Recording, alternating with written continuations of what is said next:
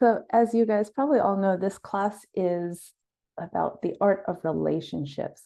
So, today's topic is about this healing reparative aspect around mindlessness. There's obviously a very, very popular word we use with meditation called mindfulness. And of course, that is the continuous journey. We're always trying to refine our thoughts, our speech, our actions. But what happens when we become mindless? Like, seriously, what happens when those moments when we aren't mindful of our mind, when we say something maybe harmful, hurtful, mean?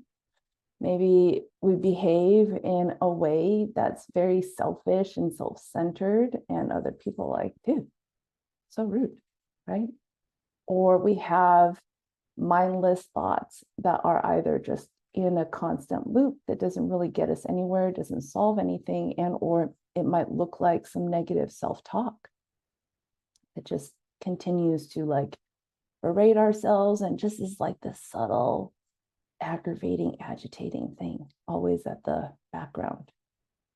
So those are kind of the high level aspects of what I would think of like examples of what mindlessness can look like. So maybe take a moment and like reflect for a second. What recently have you done? Have you said? Have you thought of that? You're like, oh, that maybe wasn't so mindful. Right? And when I think of mindfulness, there's a couple components around mindfulness, which is it's absolutely clarity of like an awareness, like, oh, shoot, that probably wasn't the nicest thing to say. Oh, maybe I could have worded that text or email a little bit better.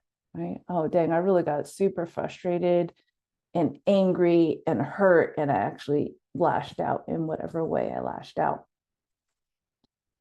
And so mindfulness is actually seeing that with total openness and an acceptance. Acceptance is not to say, oh, that's okay, that wasn't so bad. Acceptance is not co-signing BS. I always try to clarify that. Acceptance is this awareness of what is.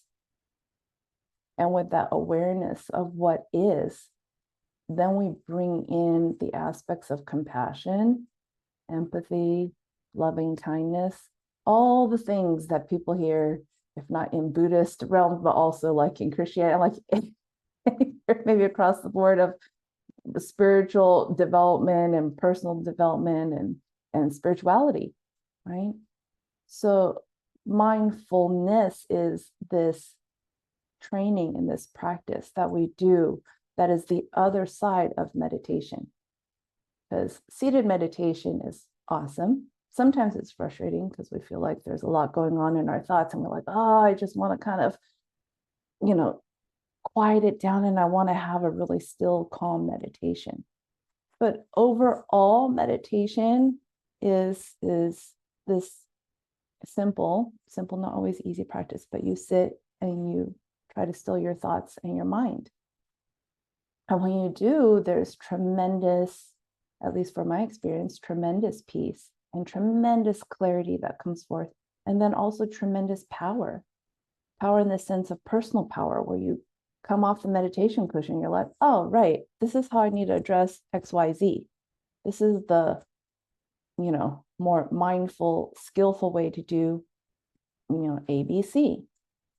And so meditation has that kind of like nice little bubble it sits in. But mindfulness gets a little tricky because it's not just us dealing with ourselves. Guess what? We have to deal with everyone else. We have to deal with the annoying neighbor. We have to deal with the rude person in the grocery store. We have to deal with so many things in our day-to-day lives. And so mindfulness has this feeling that feels really big and complex. And I want to kind of bring it down to some of these core pieces to kind of give you a clear template to be able to help you navigate through it, maybe a little bit more skillfully, a little bit easily, if that's, if that's accurate. So mindlessness happens in so many forms. And it's easy that when something happens in mindlessness, because I feel like the result is pain and suffering of some sort, emotionally, physically, right, spiritually, energetically. And when we feel pain, let's just kind of map that out for a second. It doesn't feel good. And usually the common response through our ego and pride is we want to lash out. It can look like anger, lashing out. It can look like blame. You, right? A lot of outward expression towards other people, places, things that have been hurtful, harmful, and mindless towards ourselves. And that's the usual. So this really, I guess you could say, challenging or even say advanced practice of mindfulness is how do we continue to take that outward expression and come back to ourselves in a way that we are looking very clearly and honestly of how we can take personal accountability or responsibility for our thoughts, our behaviors, and actions. Again, this is not to say, oh, okay, someone hurt me, then I guess that's okay. That's not what I'm saying, right? That's saying, oh, someone hurt me. We come back to mindfulness. What led to that? What was the equation? What was the A plus B equals C? What was my part in that? Was I a little bit grumpy? Did I kind of go into it a little bit edgy, right? Aggressive, whatever it is. But when we come back to mindfully practicing what is in our world, mind, body, spirit here, that personal accountability is very powerful because we have this choice now to change. We can make a different choice, do something differently, think something differently, say something differently. And that is solely possible within our, ecosystem of this physical mind body. And I just want to kind of plant that seed with everyone, because it's sometimes this forgotten thing. We get so focused outwardly on what is wrong, what is hurting us, what is bad, what is not working. And all that tension goes outward focused that we lose our own personal power. We literally give our power away because it's like, you have to do that and change it so I feel better, right? So it's like 80-90% of our attention's outward. And if they don't do it, we feel even crappier. And then we get more upset. So it's this negative spinning cycle. But if we can have a moment with that outward experience and go, okay, what did Ekajati say about like something with mindfulness? I have to come back to myself. Oh, okay. And this is the contrary action, I would say, against the ego and pride, because the pride and ego absolutely wants to blame and make someone else fix it and fall into states of victimhood or helplessness and all that other stuff. And when we come back into our personal accountability with that personal power, we just do one small thing. It doesn't have to be a big thing. Maybe it's like, you know what? Every time I talk with that friend, they totally put me down. They have nothing nice to say. And it's super dramatic and crazy chaos and drama in their life. And I just feel so icky afterwards. That may be the personal accountability, the healthy choices, either lessening the contact and or removing that contact altogether. Right? It sounds kind of very like Instagram, TikTok, like, oh, okay, remove toxic relationships and don't engage with them. Sometimes that is not always so clearly black and white. There is this gray area. Some people you have to still interact with because that is the world we live in. We don't live in outer space in our own little space bubble by ourselves. We have other people to interact with. This is the reality. But by taking healthy choices and managing our personal accountability in the ways that we can through our power, what's within our power, it causes this tremendous reparative and healing effect within ourselves. That's a super cool thing. if nothing else, we do it for ourselves. And you might think, oh gosh, that sounds really selfish. Like I I feel better then. What about the rest of the world that's suffering? Well, here's the caveat is when we start to feel better, there's a whole different like gravitational field that starts to happen around us. And the engagement with other people is different. The energy, the quality is a little bit higher and brighter. It's like the equivalent, like you can't see per se energy, as they say, but you can absolutely like feel it in the subtle ways. And I think of it in like a physical example, like the difference of, and this is no judgment to any of this stuff, but the difference of walking into like Salvation Army donation place to purchase something versus the energy you walk into when you go to Nordstrom's or Bloomingdale's is very different. And that is the quality of energy that we actually embody on a day to day without realizing maybe where we are. So mindfulness helps to cultivate that clarity a little bit more. And it brings about that insight. And the insight gives us the choice to make different choices and then change, which is the most powerful, I think, piece around this practice. And here's another interesting caveat is choice is beautiful, right? And change is possible. That's a great thing. But what happens is we get comfortable and familiar with what is going on in our life.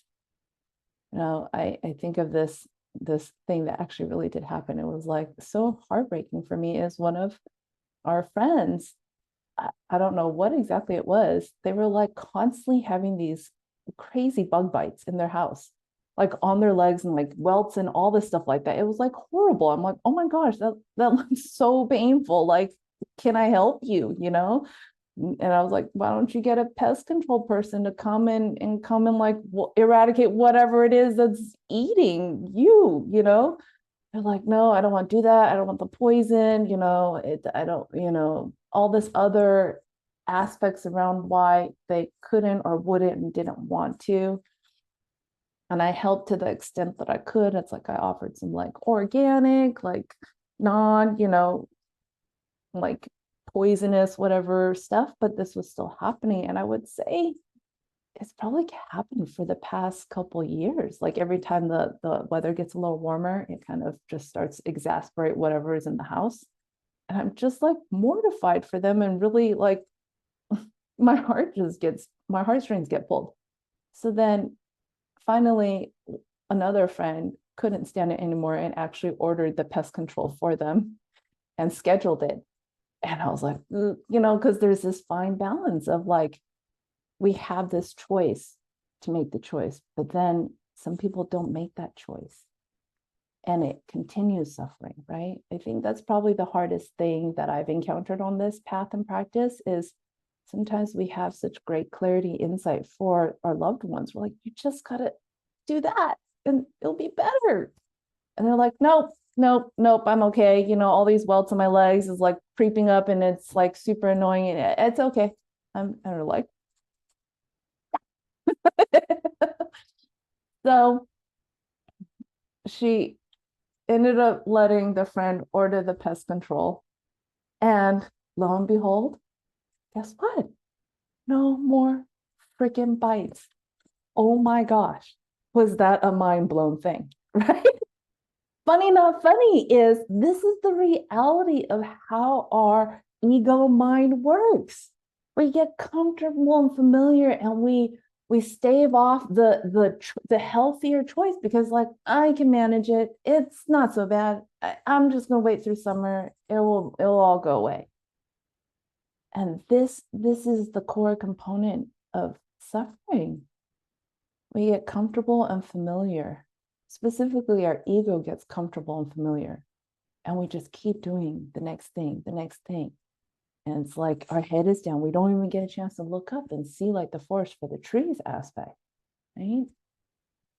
And so despite these big concepts of like mindfulness and mindlessness and choice and all this stuff like that, sometimes it becomes very easy. It's like, no, just hire the pest control person to come. Right? No, just get rid of that really, really old splintery outdoor furniture so it stops giving you splinters. It can be very simple. But that comfort and familiarity obviously hones in on the attachments that we have. So I don't want to go down too deeply with the whole attachments, but I do want to speak to the comfortable familiarity that can get us stuck. And this is why a huge thing in spiritual Buddhist practice is impeccability. And my understanding experience around the meaning of impeccability is you come to the edge of your comfort zone and you take one more step beyond it. So it's like always constantly stretching yourself, essentially, is what is at the essence. Stretching yourself beyond what you think is possible, beyond what you think you should do. And that stretching, guess what? It keeps us resiliently growing and learning and a little bit curious. Maybe there's a little fear because you're like, oh my gosh, what's on the other side of that comfort zone line, right? It's the fear of the known. That's real, right? But if there isn't any danger, and we've qualified that physical, emotional, mental danger, to be impeccable in all aspects of our life helps this kind of like, this is the comfort zone. It's like a ball. It just helps to kind of make it a little more fluid and expansive. And guess what? You find that through impeccability, you don't corner yourself into a place that potentially might cause some kind of suffering. You essentially are expanding your not only awareness, but possibilities.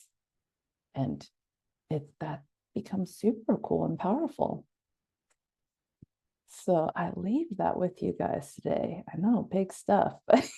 And for Father's Day. For coming. So any thoughts or questions before we meditate?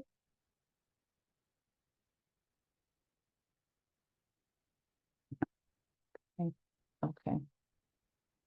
So just let that marinate in the background of what aspects recently have been a little bit mindless, has maybe fostered or felt, a little bit painful, uncomfortable, hurtful, when we feel that or you feel it from someone else. How can we then take some personal accountability on that? What is it that, as we play the tape again, like, how could I have done that differently? And then the next part is actually doing it differently when it happens. And or you can dress rehearse it and do it differently with a new behavior in smaller increments of like extreme, like, okay, this is the test. I have to succeed in the test. And this is the essence of martial arts practice that I love. I highly recommend.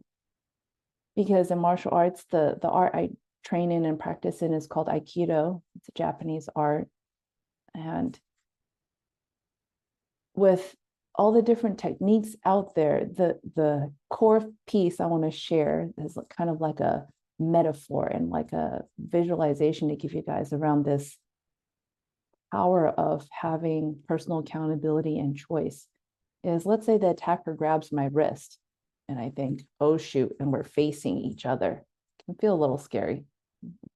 And maybe they're gonna try and punch us with the other hand, right? So you set it up with a kind of intense situation, like, oh, it's kind of edgy, right? I don't feel super safe. So often, as a beginner, and I see it also with other white belts, when they start, is they grab the hand and it's like, oh shoot, I'm stuck. This is exactly where I'm stuck. I cannot move.